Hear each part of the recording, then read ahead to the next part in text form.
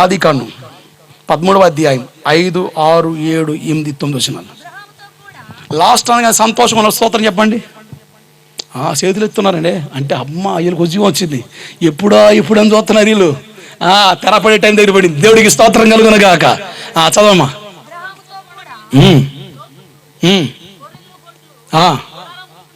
అయ్యా ఇట్రండి, రా త్వరగా త్వరగా కమాన్ కమాన్.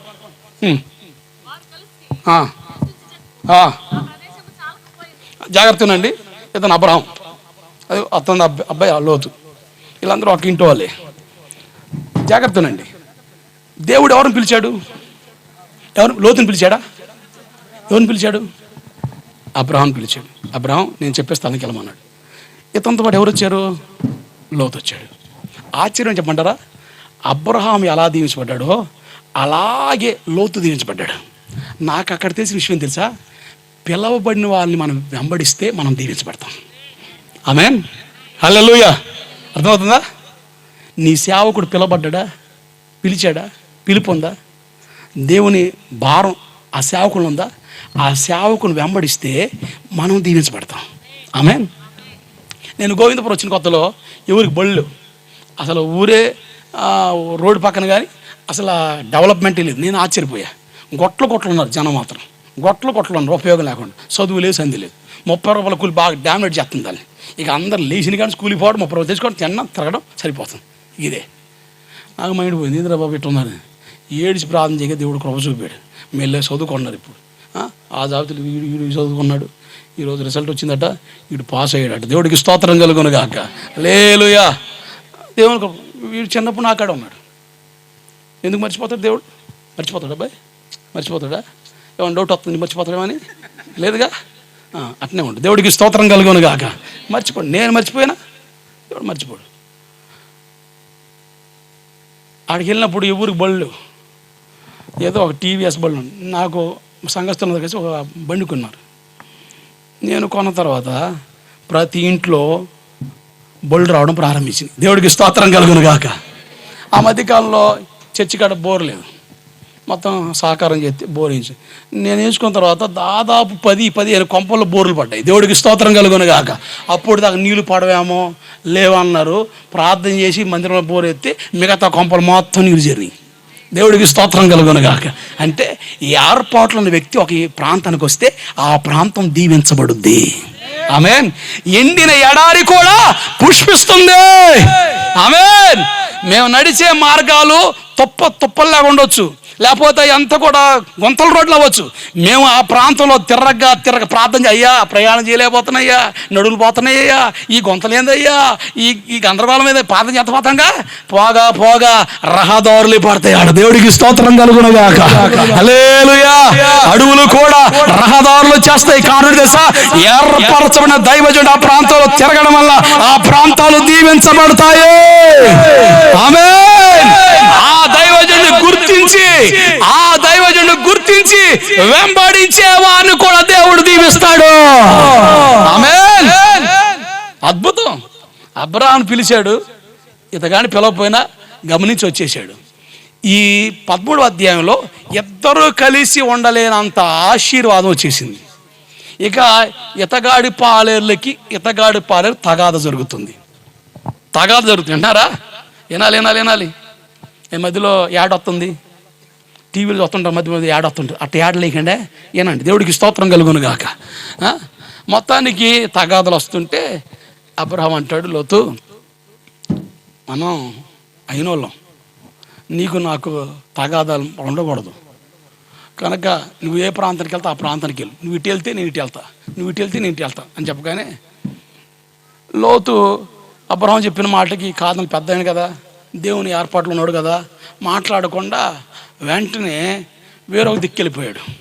జాగ్రత్త పిల్లారా. అబ్రహాము సమాధానాన్ని కోరుకున్నాడు. ఆమేన్. హల్లెలూయా. కొంతమంది కావాలని గిల్లి కయ్యం పెట్టుకుంటారు తోడికోళ్ళతో. ఎవరితో చెప్పండి ఎవరితో? ఆడబెడతా. ఏంది మా కొంపకు వస్తే అంటున్నా ఎత్తా. ఎవరు?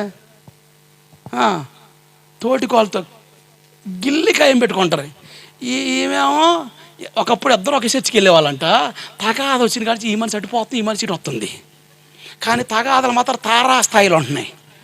ఇక ఏంటంటే ఇక ఏదైనా టపాస్ చెప్పి ఖాళీ చనిపోతున్నాం, అంత హీట మధ్యలో. ఎవరిల్లు మళ్ళీ చెప్పండి, ఎవరు మళ్ళీ? దేవుని పిల్లలు. అబ్బా తోడుకోవాలి మళ్ళీ చెబుతున్నారా? ఇంక ఆడికైనా తగదు, ఇంకెవరికి లేవయింది. తగులుకుంటే అందరు తగదు పెట్టుకునే వాళ్ళే. నేను చర్చికి వెళ్తున్నా కనుక కాస్త చర్చికి వెళ్తావు తగ్గా అంతవరకు చేట పాడుతూ తిత్తివే అమ్మలాంటి. నేను చర్చికి వెళ్తావు తగ్గి మాట్లాడానక్క. అబ్బా అంత తగ్గింప మనకి, మరి ఎందుకు అంత పొడిగింపాడా? బోర్ లెక్కలు తీసేది మనమే. మళ్ళీ నేను చర్చికి వెళ్తాను కాస్త తగ్గా, లేకపోతే ఉంటుంది. ఏముంటుంది? ఏమి లేదుగా చెప్పుకోవడానికి. నేను అంటాను, సమాధానాన్ని కాపాడుకోవడం వలన దేవుని ఆశీర్వాదం అంత ఉంటుంది. ఆమేన్. బైబిల్ అన్నమాట, సమాధాన పాత్రుడు ఆ ఇంట ఉండిన ఎళ్ళ ఆశీర్వాదం ఆ ఇంట్లో నిలుస్తుంది. అంటే సమాధానం కలిగి ఉండడం వలన దేవుని ఆశీర్వాదాలు నిలబడతాయి. ఆమేన్, హల్లెలూయా. ఇప్పుడు నేను నేర్చుకుని చాలా మంచి పాఠం ఉంది. నేను చాలా ఈ ఒక్క విషయమే నన్ను చాలా కట్టింది. కొంతమంది మనల్ని ఇష్టం లేకుండా కొంచెం అవాయిడ్ చేస్తుంటారు, కొంచెం మాట్లాడుతుంటారు. నేను వాళ్ళతో అటువంటి వాళ్ళతో కలిసి ఉండి తగాదాలు ఒకళ్ళు విమర్శించుకొని ఒకళ్ళని మాట పెంచుకునే స్థాయికి వెళ్ళే కంటే ఎడమగా ఉండడం వల్ల సమాధానం. దేవుడికి స్తోత్రం కలుగునుగాక. అబ్రాహాము అంటాడు, ఇద్దరు ఒక చోట ఉంటాం, పని వాళ్ళ మధ్య స్టార్ట్ అయిన తగాదా అది మన ఇద్దరి మధ్యకి వస్తుంది. రేపొద్దున నువ్వెంత లెక్కుతాం, దెబ్బ అవుతాం, డీటీ అంతాం, ఇంకేం లేదు. ఇక పచ్చగడ్డేసిన బొగ్గమంటదేడా. అలా ఉండకూడదు. కనుక ఏం కాపాడుకోవాలి? సమాధానం కాపాడుకో. దేవుడికి స్తోత్రం కలుగునుగాక. ఒక చోట ఉంటే సమస్య ఉందా? ఎడమగా ఉంటే సమాధానం. కొంతమందితో దగ్గరగా ఉంటే సమాధానం, కొంతమందితో ఎడమగా ఉంటే సమాధానం.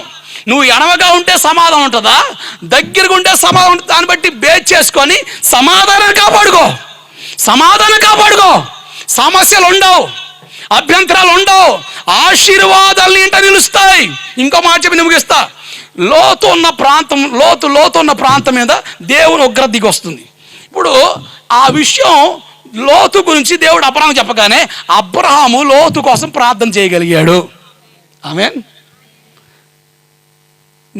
నీవంటే గిట్టనల కోసం ప్రార్థన చేయలేకపోతున్నావు. కారణం ఏంటంటే హృదయంలో సమాధానం లేదు. లేకపోతే ఏం చేయలేం? ప్రార్థన చేయలేం, రాదు, మనసు అంగీకరించదు. అబ్రాహాము ఎడమగా ఉండడం వల్ల లోతుకు సమస్య వస్తుందనగానే వెంటనే హృదయపూర్వకంగా ప్రార్థన చేయగలిగాడు. ఈరోజు నీ ప్రార్థన జీవితంలో కాస్త అభ్యంతరపడే పరిస్థితులు ఎందుకు? నీ హృదయంలో సమాధానం లేదా, గలిబిలి స్టార్ట్ అవుద్ది, డిస్టర్బెన్స్లోకి వచ్చేస్తాం. నేను అనేది ఏంటంటే, ఎడమగా ఉంటే సమాధానం ఎడమగా ఉండు, దగ్గర ఉంటే సమాధానం దగ్గర ఉండు. జ్ఞానంతో నడవడం ద్వారా కొన్ని సమస్యలకు పరిష్కారం దేవుడిస్తాడు. అలా వాళ్ళు కాపాడుకున్నారు కనుకనే అబ్రహాము లోతు కోసం యథార్థంగా ప్రార్థన చేశాడు. నీ తోటి వాళ్ళ కోసం యథార్థంగా ప్రార్థన చేయాలంటే సమాధానం నిలపాలి. సమాధానం ఉంటే మనం ఖచ్చితంగా ఇతరుల కోసం ప్రార్థన చేయగలం. ఆమేన్. ఒక మాట చెప్పి ముగిస్తాం. ఒక చర్చిలో ప్రార్థన జరుగుతుందండి. ఒక ఆమె వాళ్ళ భర్త తాగొచ్చి బొమ్మిడాలు తెచ్చాడు. ఏం తెచ్చాడు చెప్పండి, బిగింపులోకి వచ్చా. ఏం తెచ్చాడు తెలీదు. అయింది అడచొస్తారు. అమెరికా వాళ్ళు చూసినట్టు అనకాపల్లి ఫేస్ చేసుకొని చూపాం. America face Anakapalli. నాకు అర్థం కావట్లేదు అమ్మ మ్యాటరు. దేవుడికి స్తోత్రం కలుగునుగాక. సూపులేమో అమెరికా సూపులండి, ఫేసులు అనకాపల్లి ఫేసులు. ఏడ సెట్ అవ్వట్లేదు నాకు. కాస్త ఒకే రకం చూడండి. మొత్తానికి ఆయన తెచ్చాడని శుభ్రంగా బాగు చేసి వంట చేస్తాం, కంకరకం చేస్తాం. అప్పటికే ప్రార్థన స్టార్ట్ అయింది. ఇక ఆమె హడావిడిగా పాపం పూరిళ్ళు ఇక వండి అదరా బెదరా కొండ ఆడి పెట్టేసి ఆ దడి దగ్గర లాగి చర్చికి వెళ్ళిపోయింది. అయ్యగారు వాక్య ముగింపులో వచ్చేసాడు. 2 మాటలు చెప్పి ప్రార్థన అన్నాడు. ఈమె కళ్ళు మూసుకోగానే ఇంట్లో ఉన్న కోరడాకు గుర్తుకొస్తుంది. పక్కన కుక్క ఆ దరిదాపులో తిరుగుతుంది. అయ్యి బాబా, ఆ కుక్క వెళ్ళింది అనుకో, దాన్ని మొత్తం నాకేస్తుంది. ఈడొస్తే నేను ఏకేస్తాడు, అది నాకేది ఈడేకేస్తాడు, అది నాకేది ఈడేకేస్తాడు, అది నాకేది ఇదే. అయ్యగారు వాక్యం ఇంత ప్రార్థన చేద్దాం నడిపిస్తున్నాడు. ఈ మాత్రం అది నాకేది ఈడేకేస్తాడు, అది నాకేది ఈడేకేస్తాడు. వామ్మ అలా ఉండగానే నిజంగా కల్లో వాళ్ళ పూరిల్లో వచ్చింది. ఆ కొండ ఉన్న ఆ గుడిసె ఆ గది కనబడింది. ఆ కొండకాడు కుక్క రానే వచ్చింది. వామో కుక్క రానే వచ్చింది. అమ్మ యేసయ్యా అయ్యో తింటదేమో అమ్మ మూత తీస్తుందని చెప్పేసి హే చి కుక్క పట్టమంది. ఎవరిని? పక్క ఆమెని. హే కుక్క హే పట్టు అంటారు కానీ అంత లెక్క వచ్చింది సార్. ఏంది అక్క అయితేనంటే కుక్క అనుకున్నాలేమే అందట. నన్ను కుక్క అంటావని జుట్లు పడతాయి కదా జాతరండే. ఏడా హలో సిస్టర్స్ ఏడా ఏడండి? నీ భర్త మారుతాడా? నీ పిల్లలు మారుతారా? నీ పక్కలు మారుతారా? ఏడ కొట్టేసుకుంటున్నారు? ఏడ తన్నేసుకుంటున్నారు? కొంతమంది చర్చిలో గోడ కను కాలు చెబుతారు. ఒకళ్ళు కళ్ళు కనబడదా? అక్కడే డైలాగ్ కళ్ళు కనబడతలే, గుడ్లు పేలిపోతాయి. ఈ మనిషి మొన్నటి నుంచి వస్తున్న కావాలని తంతుంది అక్క అని కొంపటద్ది. అవును నాకు డౌట్ వస్తుంది ఈమె కావాలని తంతుందని. ఏడా సమాధాన పాత్రుడి ఇంటికి వచ్చి నువ్వు సమాధానం లేకుండా సమస్యలతో పోతే ఏం వస్తుంది? ఆశీర్వాదం వస్తుందా? లేచి నిలబడండి.